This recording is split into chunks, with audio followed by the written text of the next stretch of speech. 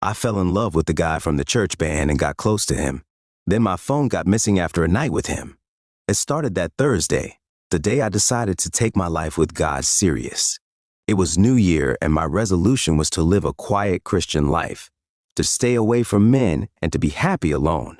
I had gone to church with a vibrant spirit and the vibe to serve God all through the year. You could see this in how I sang and danced to the melodies that came from the church band. It sounded so new and lively that I wondered who it was that led the band. This particular inner question led me to him. I had strained my eyes and caught sight of the handsome dude whose voice was like that of angels in the midst of humans. For a minute, I stopped dancing, and suddenly I added another resolution to join the church choir.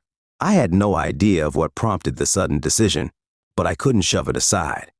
I wanted to meet that fine angel God sent to the world to bless people like me with his voice. I didn't just want to meet him, I wanted something more with him. Immediately after service, I walked over to the choir group and told them I wanted to join. They were super excited to have me and went on to explain their program structure and different days of activities. My attention was on the handsome dude who was smiling and saying hi to the different people who got touched by his voice. No, it wasn't only me. All efforts to lock eyes with him failed because each time he looked over to me, he got tapped by another member that had come to talk to him. I didn't want to be the first person to walk up to him, wanted mine to be different. I wished that he would approach me instead. The only thing I could do was give him a signal with my facial expression. The next time I came for choir practice, he was absent. I was beginning to lose patience at this point because the only reason I joined the group was to have a close contact with him.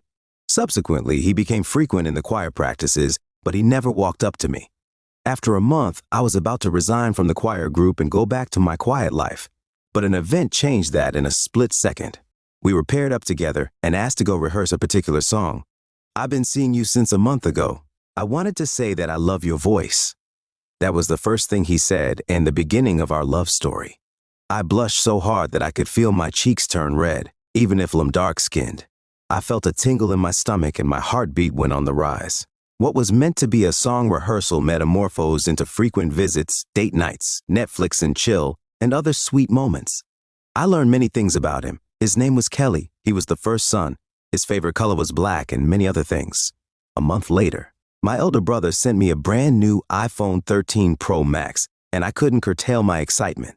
After service that day, I told Kelly about it, and we went to my apartment to celebrate the arrival of the new phone. We got so high on drinks, laughed so hard, made love, and finally slept like logs of wood. When I woke up the next morning, Kelly had disappeared, and my iPhone was gone. Nearly went mad as I ransacked the nook and cranny of my room. I checked my wardrobe, under my bed, and everything I could think of. I still had my old phone, so I placed a call across to Kelly. He was not picking up. Phone 15 Pro Max, more than $1,000. That was what I kept muttering in my mind as I started crying. No, I didn't want to say what my mind pointed at. I didn't want to term Kelly the thief.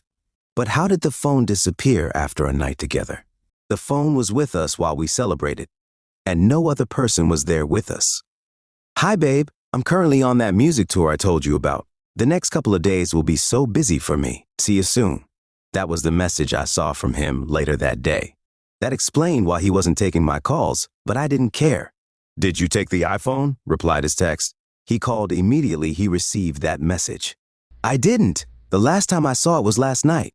I had to leave this morning because of my appointment and I didn't want to wake you," he explained on the call, but his voice was beginning to sound like noise. I was only trying to relax my nerves because I was at the verge of exploding. I confided in a fellow sister from the choir, and that was when I got the information that almost made me pass out. "Something like this has happened before, but he went scot-free because they couldn't prove that he stole it," she had said to me. She went on to explain how they went for vigil at his place one night, and someone's phone went missing. She told me that she doesn't trust him because he is a camouflage. He came back 2 days later and I arrested him. There was nothing else to do. I couldn't track the phone because I was yet to set it up. How could it just go like that and I remained mute? I instructed the police to beat him up until he says the truth because he was a thief. Kelly was shocked to his bones and tried pleading that it wasn't true. "Then why did you leave that morning? Why did you travel immediately?" I screamed since nothing he said was making sense. 2 days into the torture, and he wasn't saying anything about it. When I went to see him, his eyes were swollen and he looked horrible. Still, he pleaded not guilty. I was lost and frustrated at this point. In the middle of the frustration, I went to have a drink in my kitchen. Opening the top cabinet, I drew out a bottle of tequila, and just when I was about to close it, something obstructed. It was the iPhone, still in the pack and in perfect condition.